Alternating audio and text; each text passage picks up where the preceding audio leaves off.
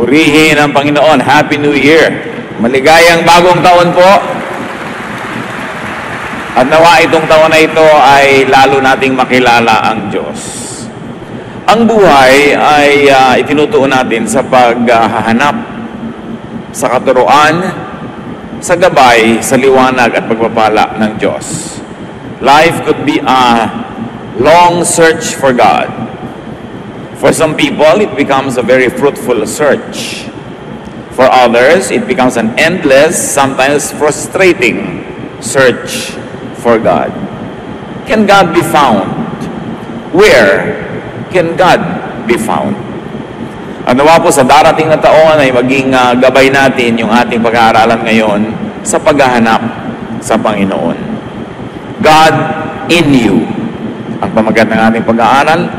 At nawa tayo'y buhusan ng Panginoon ng iba yung pagpapala at magpakilala siya ng mas malalim na paraan. Salamat po, O Diyos, sapagkat kayo ay pwedeng maabot, makilala, at nawa turuan nyo kami kung paano gagawin yun sa pinakamabisang paraan. Sa ngayon, kami, Panginoon, ay nagtatapat sa iyo ng aming mga kasalanan. Patawarin niyo po kami sa aming mga pagkukulang sa inyo at sa aming kapwa. At nawa, Panginoon, ang inyong pagpapatawad, ang siyang magpagaling sa amin, ang mag-alis ng mga bigat sa aming puso, ang humawan ng aming daan at magpaliwanag sa aming buhay. Teach us, heal us, empower us. We ask you to be our speaker, O God. Nobody else, just you. May your voice be our power, our strength, our light, and use your servant only as your instrument. Dear Lord, we pray that you will heal our spirit, heal our soul, heal our bodies, and lift up yourself as we worship you and as we continue to seek for you. Father, guide us in the name of Jesus, your Son, our Lord, our Savior and friend. Amen. God in you. Napakalaking usapin, napakahiwaga, subalit napaka-totoo. Psalm 139 verses 2 to 3. You know when I am resting or when I am working, and from heaven you discover my thoughts. You notice everything I do and everywhere I go. Isang pahayag, hindi lang ng pananalig, kundi na isang katotohanan na alam ng Diyos ang ginagawa natin sa bawat sandali. That the Lord is fully aware of man's thoughts and deeds. Walang maililihim ang tao, walang maikukubli mula sa Diyos. Verses 7 to 12. Where could I go to escape from your spirit or from your sight? If I were to climb up to the highest heavens, you would be there. If I were to dig down to the world of the dead, you would also be there. Suppose I had wings like the dawning of day and flew across the ocean. Even then, your powerful arm would guide and protect me. Gumamit ang sumulat ng awit na ito ng mga talinghaga na nauunawa ng kanyang panahon. So sa kanila, ang pinakamataas na pwedeng marating ay yung mga heavens. Ang pinakamalalim na pwedeng marating ay daw libingan ng mga namatay na. At ang pinakamalayong pwedeng marating ay sa ibayong dagat. Siyempre, sa language natin ngayon, mas malayo ang range ng pwedeng marating dahil sa technology at dahil sa alam na natin ngayon.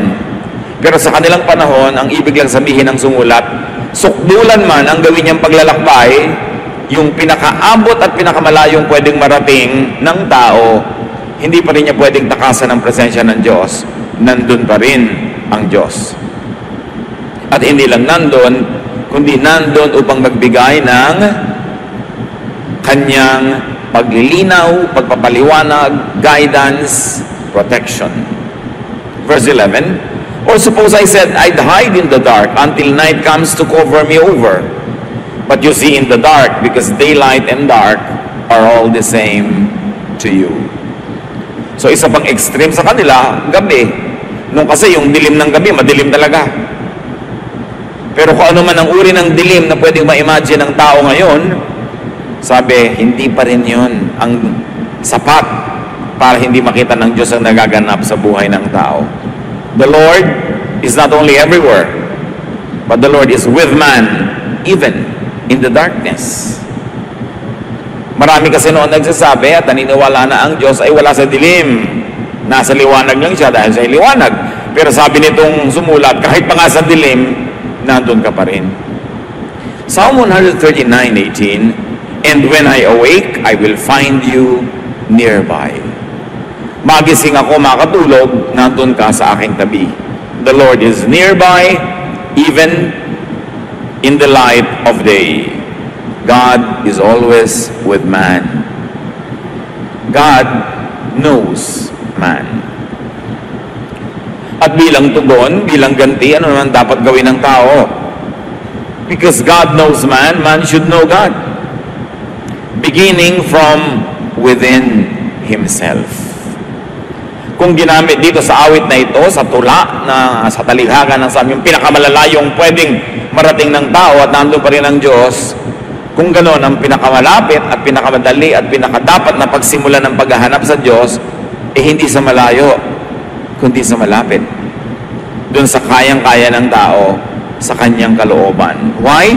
Because God is within him. Why should man begin within himself in search of God? And here when I say man or himself, I mean tao sa Tagalog. Man or woman, sangkatauhan. Bakit kailangan sa ating kalooban, sa kaloob-looban natin tayo magsimula sa paghahanap sa Diyos? Because even the Bible says that we are the temple of the Holy Spirit. Tayo mismo ang templo ng Espiritu ng Diyos. Saan mo ba siya hinahanap? Di ba sa kanyang templo?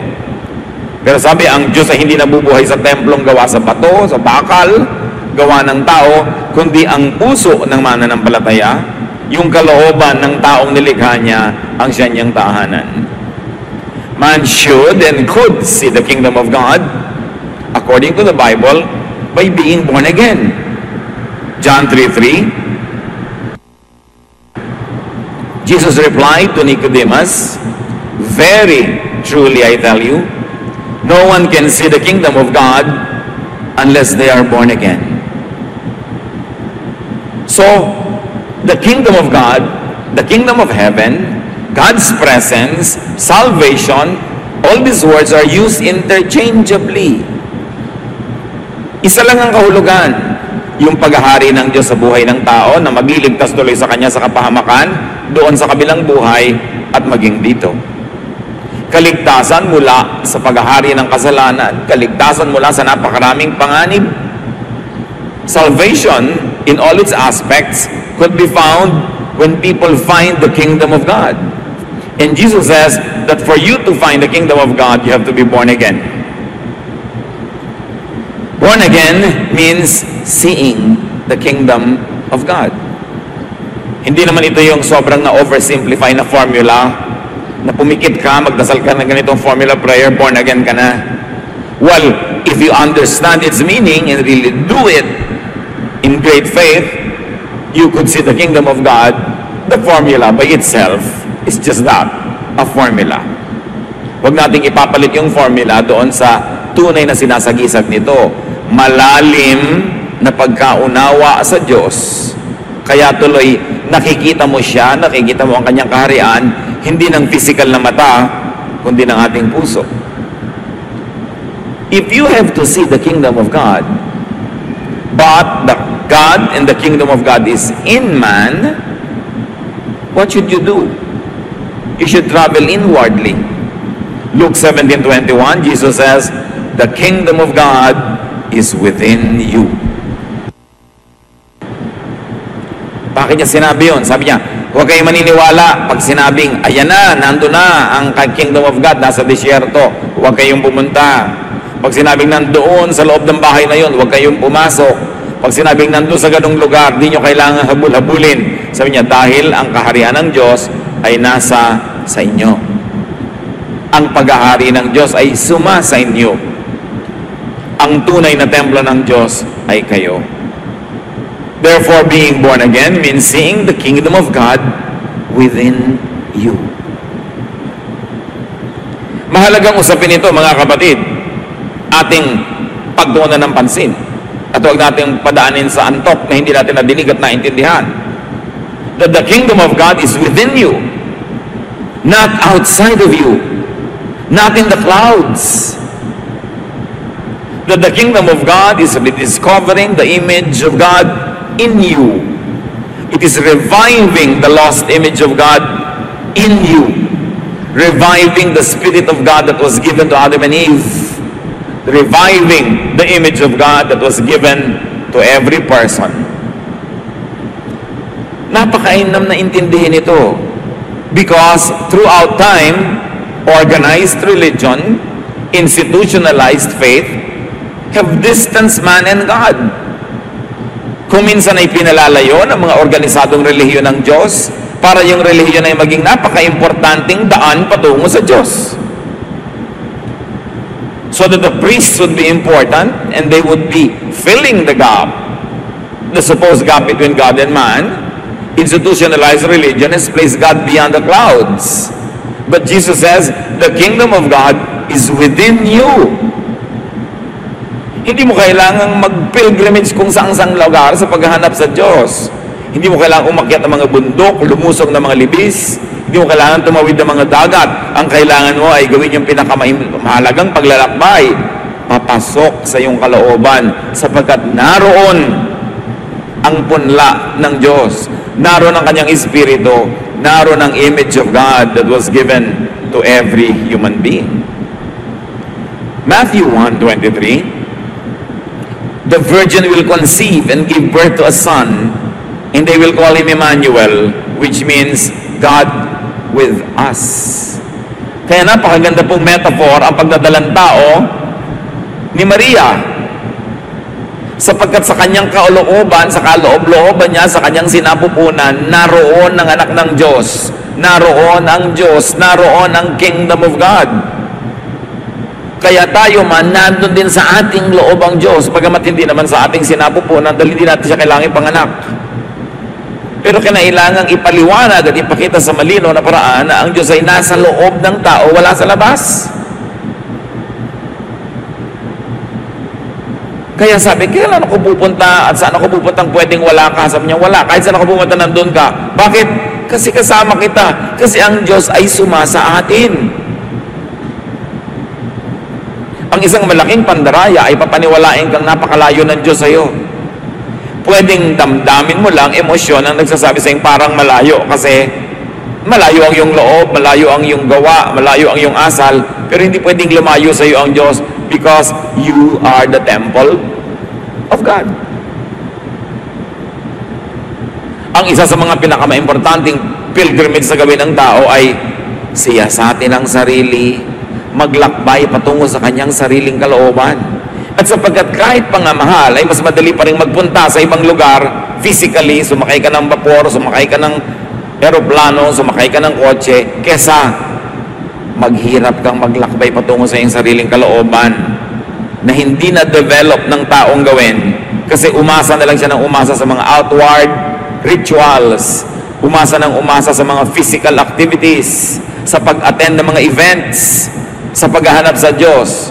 Kaya naman maraming tao, kung minsan nauubos na ang buong buhay sa pag-attend ng kutakot-takot na religious activities, di pa rin matagpuan ng Diyos kasi hindi niya ginagawa yung pinakamahalaga. Hanapin sa kanyang kalooban, sa kaibuturan ng kanyang puso. God returns to be in you, to be with you. That the most important journey is going back to yourself, to your inner self. To be born again is to return to the Spirit of God in you. Kaya mahalaga na ang tao naggugugol ng panalangin na personal devotion, pag-iisip, pagmumuni-muni, pagbubulay-bulay.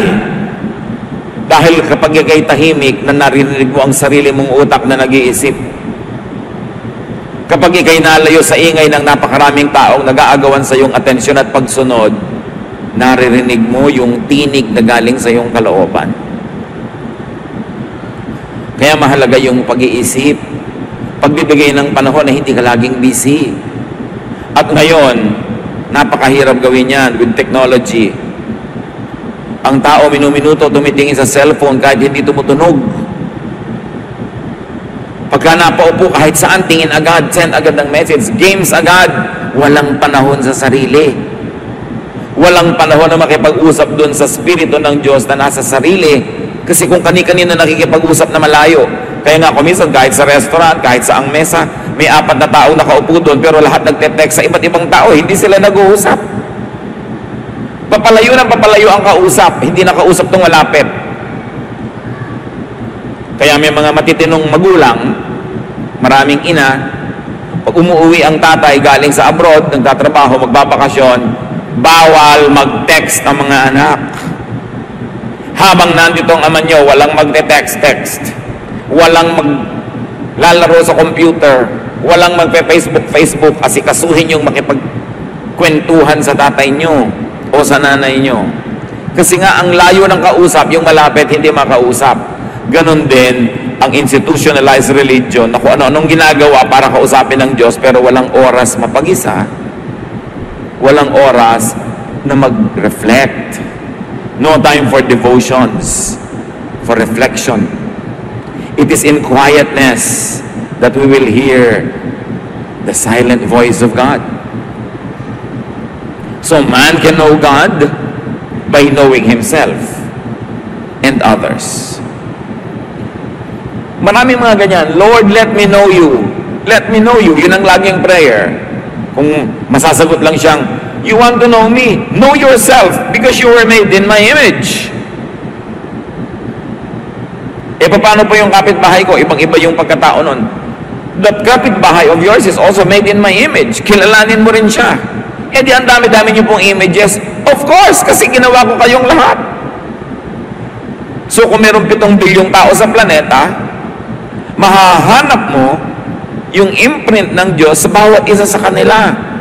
At kung naging 9 billion pa yan, 10 billion, hindi mo pa rin kayang ubusin ang facets of God because God is endless, eternal. Kaya kailangan kilalanin ang sarili.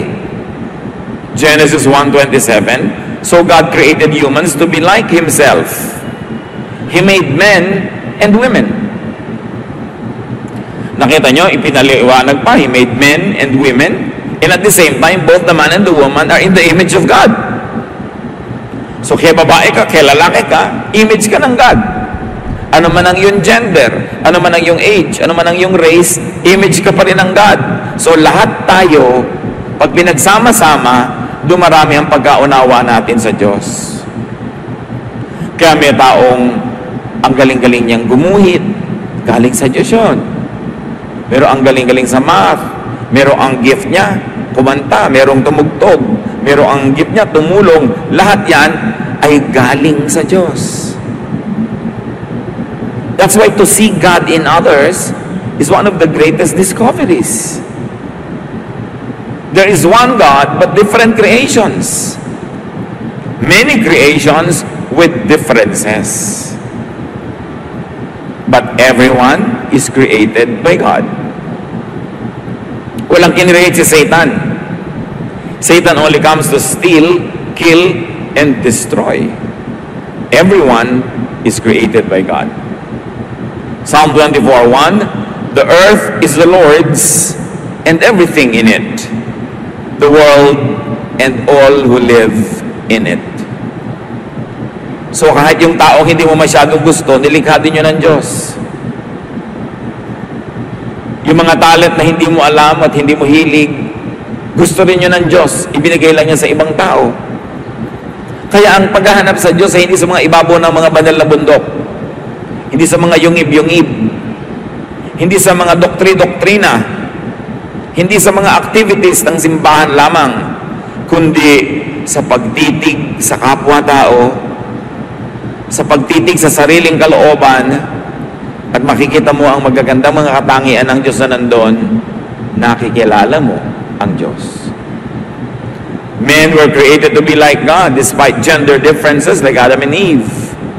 Despite all other differences. Despite even theological differences. Do you think different theologies will make God different? Yun lang pananaw sa Kanya, pero siya, hindi siya naiiba. People may have personal differences, but they're all made in God's image. Kaya, mahal ng Diyos ang lahat ng tao. Kasi nakikita niya yung image niya sa bawat isa ron. Although, may mga distortions dahil sa kasalanan, merong mga dumi dahil sa mga pagkakamali, pero yung basic character, yung basic gifting, yung basic spirit, galing sa Diyos. At paano natin mamamahal ang kapwa pagka lang nakita na natin yung image ng Diyos sa Kanya. So in people, God has many images, not just one. There could be many faces, facets, and manifestations of the same God. Kaya makita nyo, pati yung pagkakakilala at pagpapakilala ng mga great Bible characters sa Diyos, iba-iba. Parang iba yung God of Adam, yung character niya, napakamapagpatawad. Tuwang si Cain, nagkasala na, binagyan pa niyang tatak to protect him. Yung God of Noah naman, nagparusa sa iba at si Noah ay nalagaan. Yung God of Moses, may kahigpitan. Pagka hindi ka sumunod sa mga instruction, bigla ka na lang namamatay.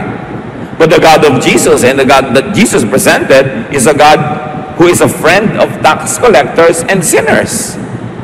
A God who forgives. A God who allows the underclass, those who are downtrodden, to be in the inner circle of Jesus. Hindi magkakaibang Diyos yun, kundi magkakaibang pagkakakilala ng mga Bible characters sa the same God. Therefore, magkakaibang pagpapakilala. Kaya makikita natin, halimbawa, pagka si Paul ang sinunod mo, ang kanyang mga pagkakakilala at pagpapakilala sa Diyos, mas mahigpit siya kaysa kay Peter. Yung iba naman mga disciple, mas mahigpit pa kay Jesus. Pag kami ayaw makinig, gusto nilang paulanan ng apoy. Kasi iba-iba ang pananaw nila sa iisang Diyos. Pero iisa ang Diyos. Even in the giving of gifts, 1 Corinthians 12:11, all these are the work of one and the same Spirit. And He distributes them to each one just as He determines. So walang competition. Pagka sa palagay mo, yung mga taga-Sunday school ay kakompetensya ng taga-choir, hindi mo pa nakikita na sila man ay gift ng Diyos ang kanilang ministry at nasa kanila rin ang imahe ng Diyos. Pag sa tingin mo sa ibang preacher, kalaban mo siya, hindi mo pa nakikita God in that person. Kaya nga maraming religious quarrels and wars Kasi nga kulang tayo sa inward journey at kulang tayo sa paghahanap sa Diyos dun sa tao. Hinahanap lang natin kuminsan sa statement of faith, sa doktrina, sa costume, sa suot, pero hindi doon sa kaloob-looban niya. God is with you. Instead of always reaching out to the stars and to the heavens, instead of reaching out far away from yourself, you should journey into yourself. Paano po yung ginagawa? Hindi itinuro in a manual-like manner sa Bible. Kanya-kanyang sikap, kanya-kanyang paghahanap nung daan na yun na sinasabi ni Jesus. Sabi niya, maluwag yung daan patungo doon sa kapahamakan, masikip yung patungo doon sa buhay na walang hanggan. Kailangan hanapin mo yon. The most that religion can give you is some guidance, but it is a personal journey. Kaya hindi tayo dapat laging umaasa lang sa religious leader, sa pastor, sa priest, sa kung kani-kanino. Kailangan meron kang sariling pakikipagniig sa Diyos. Sariling pag-aaral ng salita ng Diyos.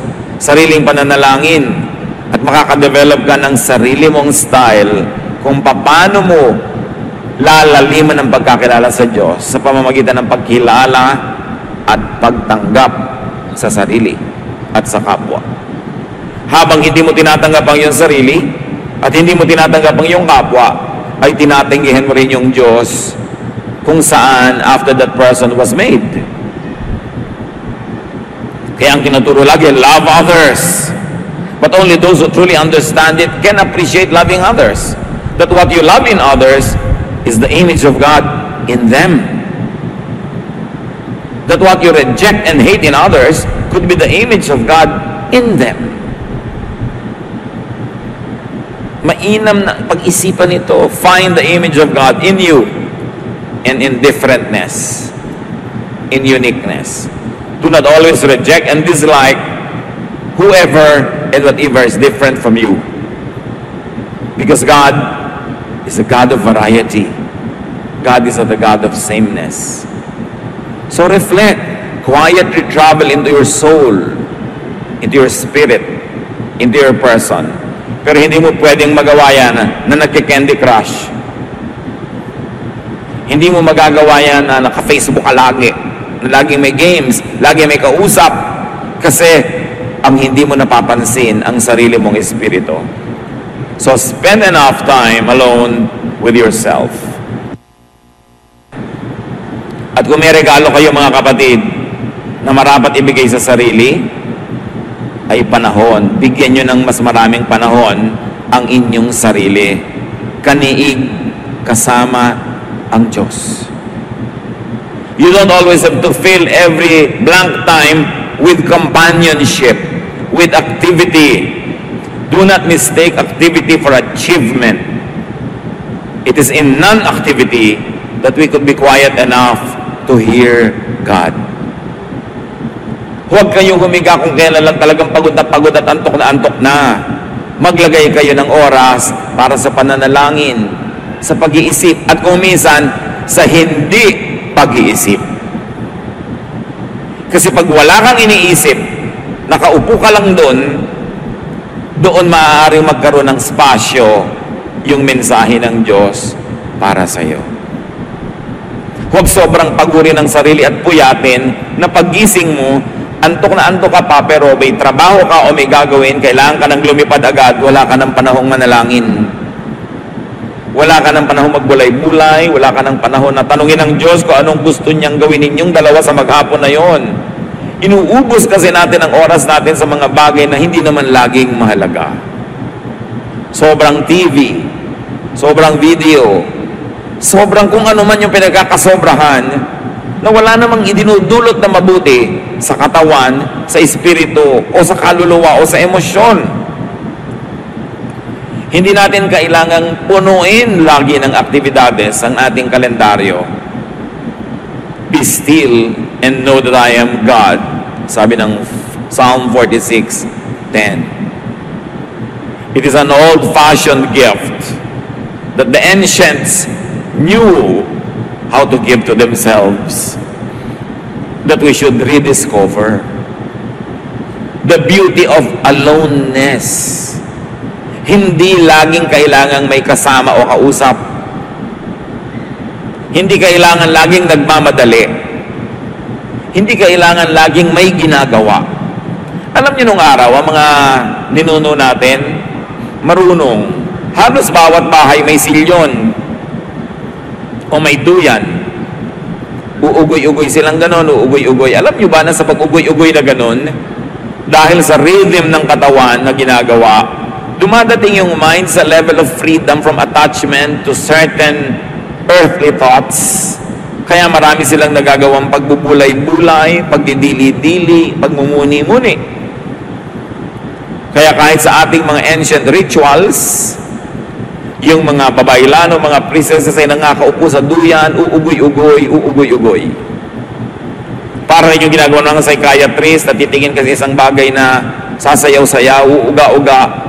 Because it teaches you detachment from the present, from the here and the now, so that your spirit could transcend the material boundaries around it.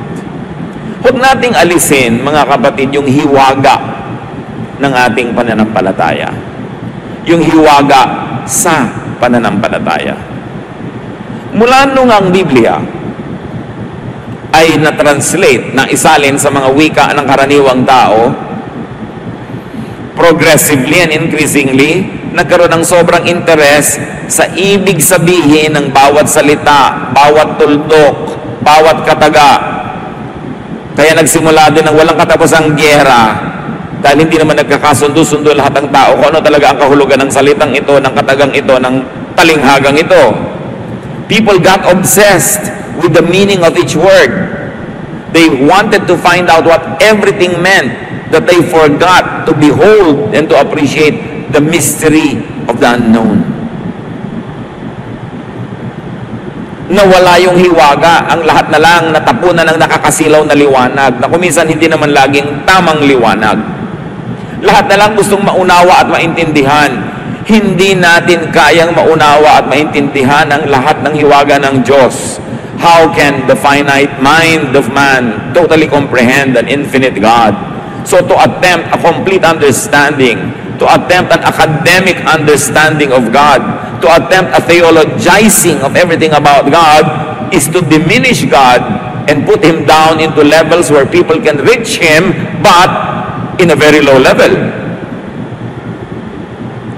Huwag nating ipagkait sa Diyos yung pagiging Diyos, na mayroon siyang hiwaga, na mayroong mga bahagi niya na nakakubli sa likod ng mga ulap, na mayroon siyang bahaging maliwanag at may bahaging nakatago kumisan sa dilim at katahimikan, na hindi pwedeng ipaliwanag ang lahat ng bagay to the satisfaction of the human intellect, because God is not man. At sinabi niya, I speak only in human terms because of your natural limitations. My thoughts are not your thoughts. Your ways are not my ways, because my ways are higher than yours. And if the ways of God are higher than yours, can we attempt to reach and understand all His ways? We cannot. Kaya kuminsan lahat ng tao ay tinatanong, kahit sa Facebook where I do counseling, Pastor, pwede po bang gawin to ng Christian? Pwede po bang gawin nyo? So, bakit ba kayo tanong ng tanong? Hindi nyo isipin, hindi nyo itanong sa Diyos, at hindi nyo rin sundin yung sarili nyong damdamin. Kasi ang Panginoong Diyos ay nagpapakilala sa bawat isa, hindi lang sa tinatanong nyo, hindi lang sa mga specialist. Bawat isa ay nilikha sa imahe ng Diyos. Sinanay lang ng relihiyon ng mga tao na maging sunod-sunura na lamang at dependent sa kung anong sinasabi mula sa pulpito. Hindi na tuloy sila nag-iisip para sa sarili. Hindi na nananalangin para sa sarili. Pati panalangin, Pastor, ipag-pray niyo po ako. Bakit? Hindi ka ba makakapag-pray? I will be delighted to pray for you and to pray with you, but do not think that you always have to be prayed for, because you should pray. God wants you to pray. God wants to reveal Himself to you through your personal prayer. Bakit kailangan laging iutos sa iba? Gusto mo maintindihan ng Bible, aatin ka lang ng Bible study para kung ano yung theology nung nagtuturo, yun ay lululunin mo. Kailangan mag-aral ka rin. Kailangan saliksikin mo mag-isa. Hindi mo kailangan mag-Bible school para maintindihan ang mga isinulat sa Bible, kasi nagsulat nga ng Bible, hindi nag-Bible school. Kaya lang sobrang pinataas ng mga Bible schools at ng mga simbahan yung Diyos para walang makaabot kundi sila, at kailangan mo sila para abutin nila ang Diyos para sa iyo. Religion has placed itself in the center of the economy of spirituality, to the point that people think they can no longer reach God without the religious people, the religious system, and the religious activities. Si Noah, nagtumpok ng konting bato, nag-offer, yun ang kanyang ginawa sa Diyos. He did not need a priest. Yung mga tao nung araw, si Abraham, umakyat ng bundok, dinala niya ang kanyang offering. Hindi niya kailangan na mayroong mamagitan doon, hindi niya kailangan may mga choir, hindi niya kailangan na may mga usherette. Well, we need it now to have order, but do not forget, these are non-essentials. Because God is with you. God is in you. Pwede kang sumamba mag-isa. So sabihin pa, bakit pa po nagpupunta sa church? Kasi may mga special gifts na ibinigay sa ibang kapatiran na mamiminister sa iyo, magagamit mo, matututunan mo, maririnig mo, at meron ka ring gift na magagamit ng iba, so that together we become a family. But do not be deceived into thinking that you cannot worship God by yourself. At yan ang nawala na kailangan nating ibalik, mga kapatid. Personal worship. When was the last time that you were alone in your house or room or forest or anywhere na sumasayaw ka sa Panginoon kung gusto mong sayawan? Na tumutugtog ka sa Panginoon, na umaawit ka sa Panginoon? Sapat na ba na may mga instrumentalist, specialist musicians na sila ang tumutugtog para sa iyo? Ikaw, kailan ka huling tumugtog sa Diyos? Kailangan mo ba yung kaloob na sasayaw-sayaw para sa iyo? Ba't di ka sumayaw din dyan where you are? Or sumayaw ka anywhere if you think that you could worship God through dancing? Kailangan lang baging para makinig. Meron ka rin maiko-contribute dahil nag-aaral ka rin. Everyone is the right and the duty to study the Word of God. Do not leave it to specialists. At yan ang kailangan ibalik natin mga kapatid. Gusto nyo makilala ang Diyos? Magsumikap kayong kilalanin ang Diyos. In your own time, in your own place, in your own way. Because God is in you. Hindi ka God, but God is in you. Be still and know me, the God in you, sabi niya. Be still and know yourself, the image of God. Know yourself and see God's wonderful work in you. Know yourself and see God's wonderful image in you and in others. Psalm 139, 13-16. For you created my inmost being. You knit me together in my mother's womb. I praise you because I am fearfully and wonderfully made. Your works are wonderful. I know that full well. My frame was not hidden from you when I was made in the secret place, when I was woven together in the depths of the earth. Your eyes saw my unformed body. All the days ordained for me were written in your book before one of them came to be. What is the inevitable conclusion? God created each one of us. God caused us to be created the way we were created. If you like to be scientific, even your genetic composition was made by God.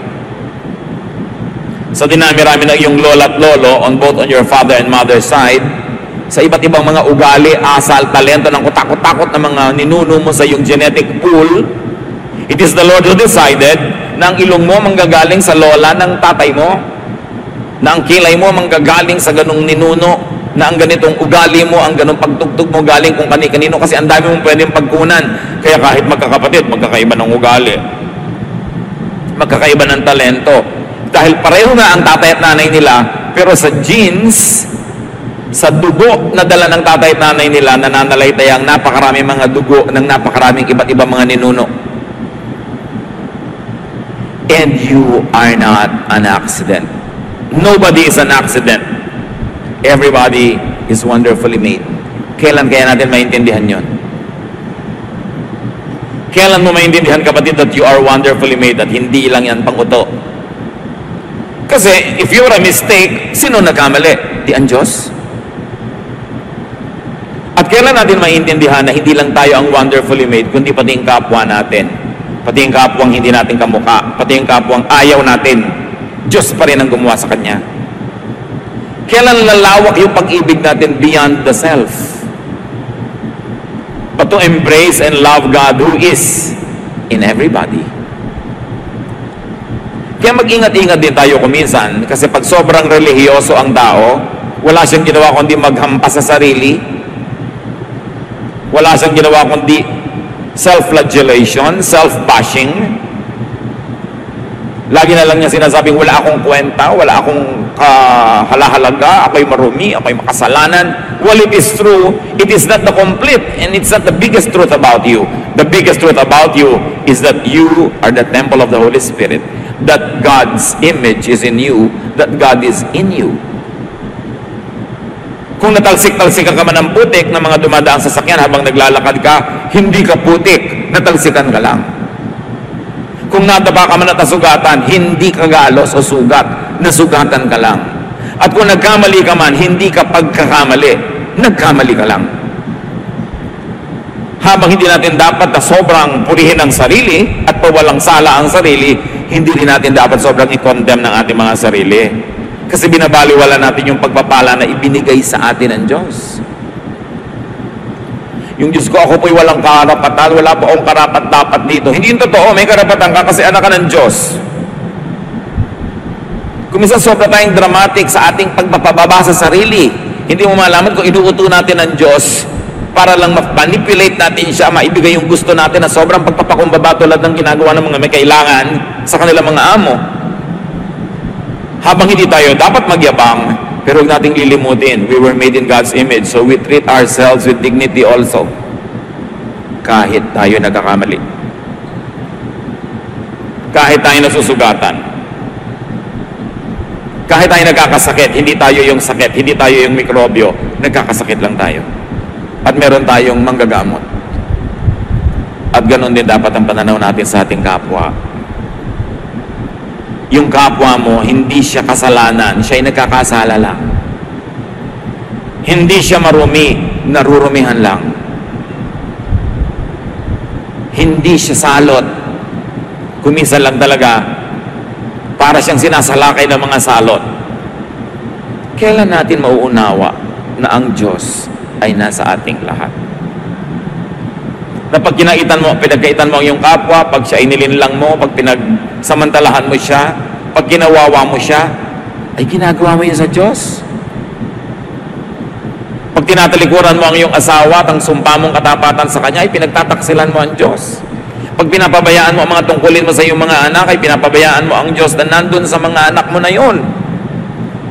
Tuloy, nasisira ka nilang pagkatao, nagkakaroon ng negative na ugali, nawawasak ang kanilang mga behavior, damaged, napagkakamalang tuloy natin silang salot, pero sila'y biktima pala.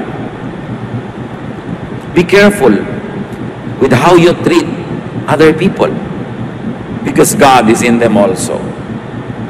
And you cannot find this image of God uniquely given to you and to people if you would insist on imposing molds and uniformity and sameness on everyone.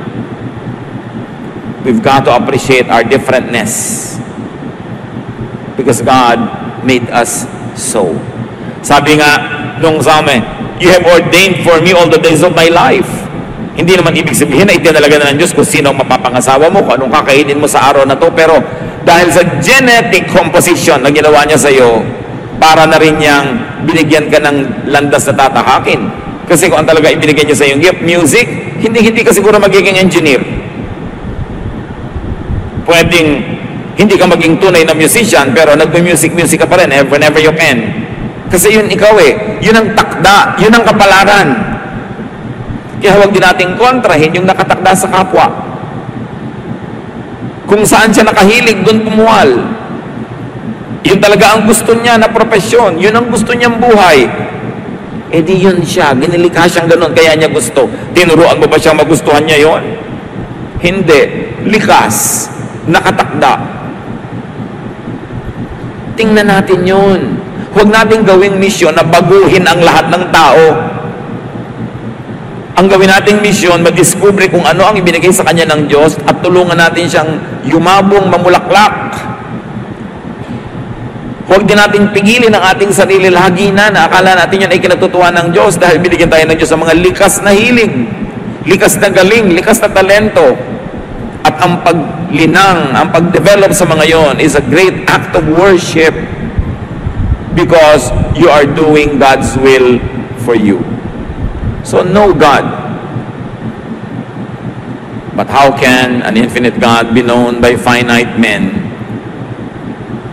Know what araw-araw na buhay mo, kasama mo siya. So makinig ka. Maging sensitive. Know God in your terms. Because God will not reveal to you what is beyond you.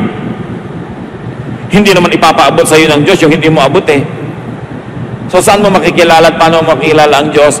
Doon sa abot mo. Hindi mo kailangang magsikap na abutin yung hindi mo abot. Kasi abot ka ng Diyos. At kung nasa ang level ka, nandun ang level niya. No need to search far.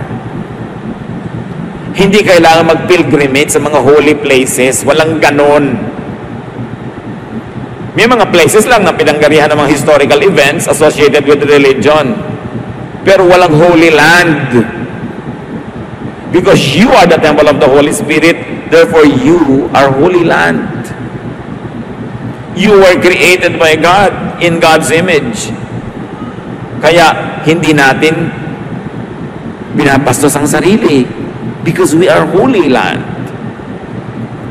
Huwag tayo magpadala sa mga marketing ng kung ano-ano mga religious activities para magbenta ng mga biyahe, mga pilgrimage at kung ano-ano.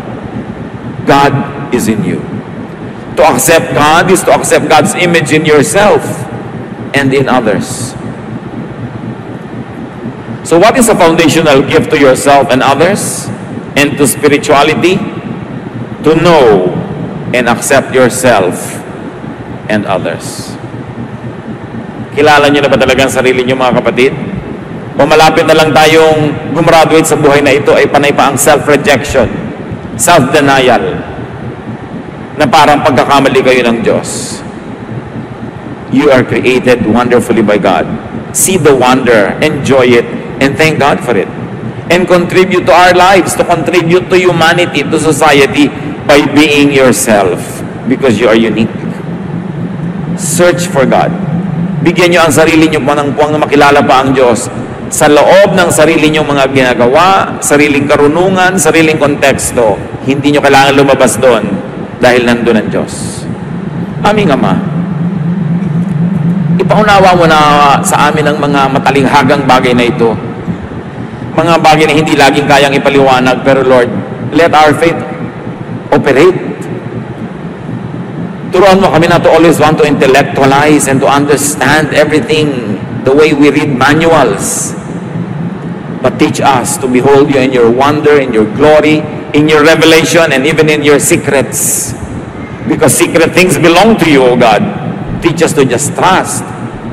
Na mag-operate kami sa karunungan, mag-operate din kami sa intuition, sa pakiramdam, sa aming espiritu. Dahil kami ay body, soul, and spirit. Hindi lang body, hindi lang brain, hindi lang thought, kundi spirit din.